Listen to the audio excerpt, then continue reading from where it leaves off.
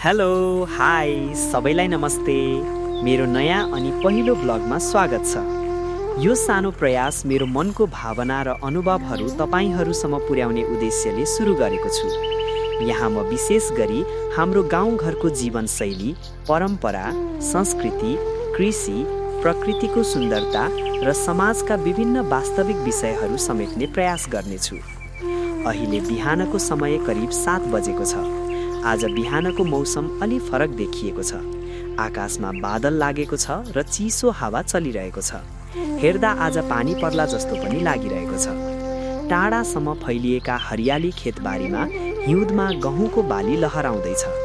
चारैतिरको दृश्य यस्तो छ साथीहरू, जता हेरे पनि अग्ला अग्ला डाँडा पाखा बीचमा रहेको सुन्दर बस्ती स्वर्गभन्दा कम छैन मेरो गाउँ। अलि परतिर धुवाँ आइरहेको देखेँ। त्यस ठाउँमा म जाँदैछु हजुरहरूलाई देखाउन, अनि मेरो कुकुर पनि साथमा आउँदैछ। फाइनल्ली म धुवाँ आइरहेको ठाउँमा पुगेँ। यहाँ हाम्रो गाउँका भाइरल रनी दाईले आफ्नो खेतबारी वरिपरिको काँडा, झाडी र नचाहिने रुख बिरुवाहरू काटेर सरसफाई गरिरहेका रहेछन्। बर्खायाम आउँदैछ, त्यसैले अहिले काँडा र झाडी काटेर चिटिक्क पार्नु भएपछि बर्खामा यहाँ राम्रोसँग घाँस उम्रिन्छ। गाईबस्तुका लागि घाँस पनि प्रशस्त हुन्छ। दाईले काम सक्नुभयो, तर दाईको बानी चाहिँ अलिकति नराम्रो छ।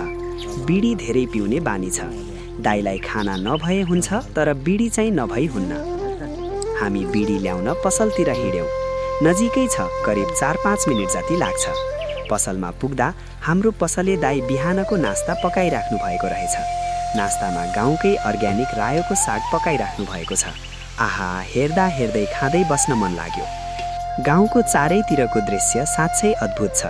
आज गाउँभरि मान्छेहरू घरमै छन्। प्रायः जङ्गलतिर गाईबस्तु चराउन बाख्राहरू लगेर जाने समय हो।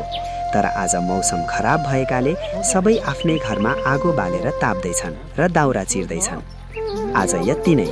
अर्को भिडियोमा गाउँको परम्परागत पर्व र संस्कृति सम्बन्धी थप रोचक कुराहरू लिएर आउँछु।